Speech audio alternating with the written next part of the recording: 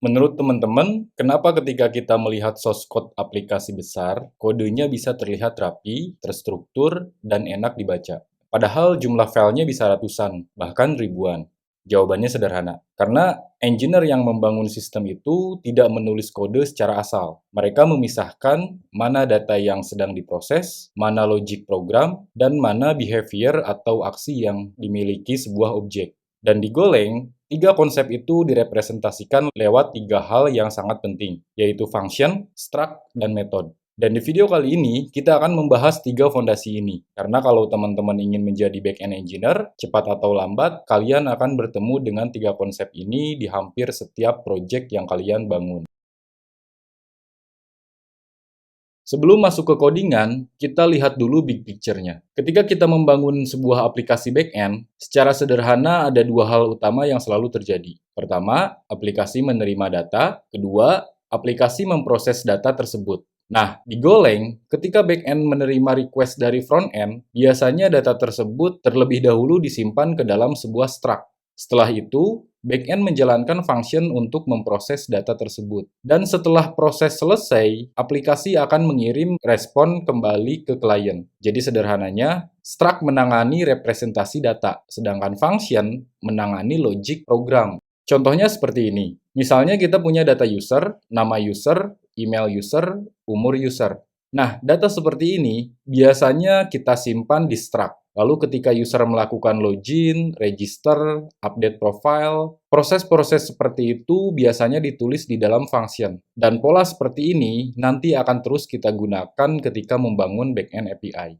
Sekarang kita mulai dari bagian pertama, yaitu function. Karena dalam dunia backend, hampir semua proses akan kita bungkus ke dalam function.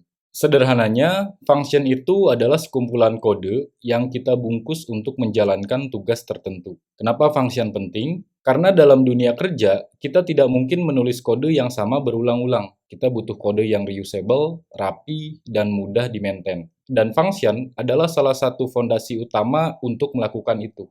Secara struktur, function di Go diawali dengan keyword func. Setelah itu, ada nama function. Dalam contoh ini, namanya adalah say hello. Kemudian ada tanda kurung. Bagian ini digunakan untuk parameter. Dan di dalam kurung kurawal, itu blok kode yang akan dijalankan ketika function dipanggil. Jadi function itu ibarat sebuah mesin. Mesinnya sudah dibuat, tapi tidak akan berjalan kalau belum dipanggil.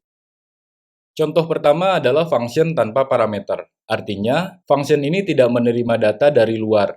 Di sini kita membuat function bernama sayHello. Di dalamnya hanya ada satu tugas, yaitu mencetak teks ke terminal. Kemudian di dalam function main, kita memanggil function tersebut. Saat dipanggil, kode di dalam sayHello akan langsung dieksekusi. Nah, sekarang kita naik level sedikit. Kita membuat function dengan parameter. Parameter itu sederhananya adalah input yang kita kirim ke dalam function. Di contoh ini, function menerima satu parameter bernama name, dan tipe datanya adalah string. Artinya, ketika function dijalankan, kita wajib mengirim data berupa teks. Selain menerima input, function juga bisa mengembalikan nilai. Di dunia backend, function seperti ini sangat umum digunakan. Misalnya menghitung total transaksi, menghitung stok, atau menghitung diskon. Jadi function tidak hanya menjalankan perintah, tetapi juga bisa menghasilkan nilai yang nantinya digunakan untuk memproses hal lain.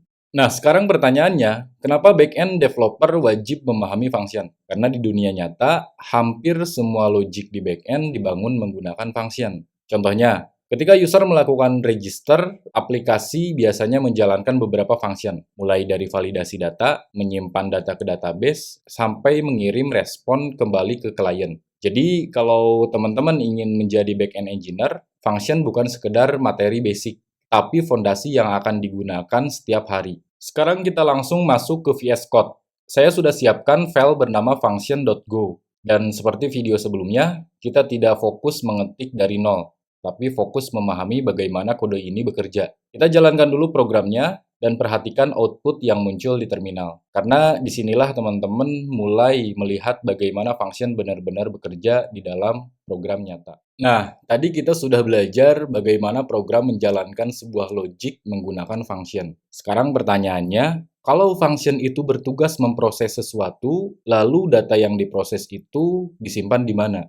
Dan disinilah kita masuk ke konsep kedua yang sangat penting di Golang, yaitu struct. Sederhananya, struct itu adalah tempat untuk mengelompokkan beberapa data yang saling berhubungan. Misalnya, kita punya data user. User biasanya punya atribut nama, email, dan umur. Nah, daripada kita membuat variabel terpisah satu persatu, Go menyediakan struct untuk membungkus data tersebut menjadi satu kesatuan. Kalau diibaratkan, struct itu seperti blueprint atau template sebuah objek. Secara struktur, struct diawali dengan keyword type.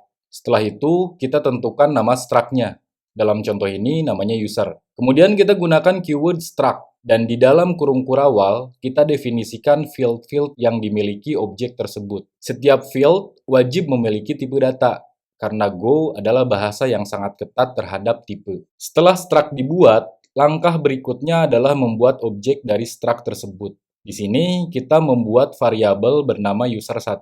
Kemudian kita isi data sesuai field yang sudah kita definisikan sebelumnya, mulai dari name, email, sampai age. Dan mulai titik ini, objek tersebut sudah bisa kita gunakan di dalam program. Nah, sekarang pertanyaannya, bagaimana cara mengambil data dari struct? Caranya menggunakan dot notation. Formatnya sederhana, nama objek, lalu titik, lalu nama field. Contohnya user1.name. Artinya, kita sedang mengambil nilai name dari objek user1. Konsep ini akan sangat sering kita gunakan nanti ketika membuat API. Sekarang muncul satu pertanyaan. Kalau kita bisa membuat variabel biasa seperti name, email, dan age, lalu kenapa kita harus menggunakan struct? Masalahnya ada pada skalabilitas source code. Bayangkan saja, kita membangun aplikasi besar yang memiliki ribuan data user, produk, transaction, dan berbagai objek lainnya. Kalau semua data dibuat menggunakan variabel terpisah, source code akan menjadi sulit dibaca, sulit di-maintain, dan sulit dikembangkan. Karena itulah, Golang menyediakan struct. Tujuannya agar data-data yang saling terhubung bisa dikelompokkan menjadi satu kesatuan yang lebih rapi dan lebih terstruktur. Sekarang pertanyaannya, kenapa back-end developer wajib memahami struct? Karena hampir semua data di back-end direpresentasikan menggunakan struct. Misalnya, data dari database, request dari front-end, atau respon JSON yang dikirim API. Umumnya, semua akan di-mapping terlebih dahulu ke dalam struct. Jadi, kalau function adalah logic, maka struct adalah representasi data. Dan dua konsep ini akan terus muncul di project nyata. Sekarang kita langsung lihat implementasinya di VS Code. Saya sudah menyiapkan file struct.go. Di sini kita membuat struct bernama user yang memiliki 3 field. Kemudian kita buat objek baru bernama user. Lalu kita tampilkan isi datanya ke terminal. Sekarang kita running programnya dan lihat bagaimana struct bekerja di program nyata. Nah, sampai di titik ini kita sudah belajar dua hal. Pertama function, yaitu tempat kita menulis logic program. Kedua struct, yaitu tempat kita menyimpan data. Tapi sekarang muncul satu pertanyaan penting. Bagaimana kalau kita ingin membuat sebuah aksi yang secara khusus dimiliki oleh sebuah data? Dan disinilah konsep ketiga muncul, yaitu method. Kalau function adalah blok kode yang berdiri sendiri, maka method adalah function yang memiliki receiver. Receiver ini membuat sebuah function menjadi terhubung dengan struct tertentu. Sederhananya, kalau struct adalah data, maka method adalah aksi yang dimiliki data tersebut. Secara struktur, method terlihat hampir sama seperti function biasa. Bedanya ada satu bagian tambahan di depan nama function, yaitu receiver. Di contoh ini, kita menulis U spasi user. Artinya, metode ini hanya dimiliki oleh struct user. Dan karena metode menempel pada user, maka kita bisa langsung mengakses field di dalam struct tersebut, seperti u.name. Kalau function dipanggil langsung menggunakan nama function, maka metode dipanggil melalui objek. Misalnya kita punya objek bernama user. Karena objek ini berasal dari struct user, maka dia otomatis memiliki metode bernama sayHello. Dan cara memanggilnya cukup menggunakan dot notation, user.sayHello. Sekarang pertanyaannya, kenapa back-end developer wajib memahami metode? Karena ketika aplikasi mulai besar, kita tidak ingin semua function berdiri sendiri. Kita ingin behavior tertentu menempel pada objek yang relevan. Misalnya objek user. User bisa memiliki metode login, user juga bisa memiliki metode update profile, dan user juga bisa memiliki metode delete account. Jadi, kode kita menjadi lebih terorganisir. Sekarang kita lihat implementasinya. Di sini saya membuat struct user, kemudian saya membuat metode sayHello yang menempel pada user. Dan karena metode ini melekat pada user, maka objek user bisa langsung memanggil metode tersebut. Kita running programnya, lalu lihat bagaimana metode bekerja di Golang. Nah, pada sampai titik ini, kita sudah belajar 3 konsep penting, yaitu struct digunakan untuk menyimpan data, method digunakan untuk behavior yang melekat pada objek, dan function digunakan untuk logic umum yang berdiri sendiri. Kalau teman-teman memahami 3 konsep ini, berarti kalian sudah mulai berpikir seperti back-end engineer, karena hampir semua aplikasi production menggunakan pola seperti ini. Sekarang kita lihat contoh sederhananya di dunia nyata. Misalnya, user melakukan register ke aplikasi, backend menerima data dari frontend. Nah, kemudian data tersebut disimpan ke dalam struct user. Setelah itu, backend menjalankan function untuk memvalidasi data. Kemudian, objek user bisa menjalankan metode tertentu yang berhubungan dengan dirinya sendiri. Dan terakhir, data disimpan ke database. Nah, teman-teman perhatikan ya, di satu alur sederhana saja, kita menggunakan struct, function, dan metode itu secara bersamaan. Nah, teman-teman, di video hari ini kita sudah belajar 3 fondasi yang sangat penting di Golang. Pertama, ada function untuk menulis logic program. Kedua, ada struct untuk merepresentasikan data. Dan ketiga, yaitu metode untuk membuat behavior yang melekat pada objek.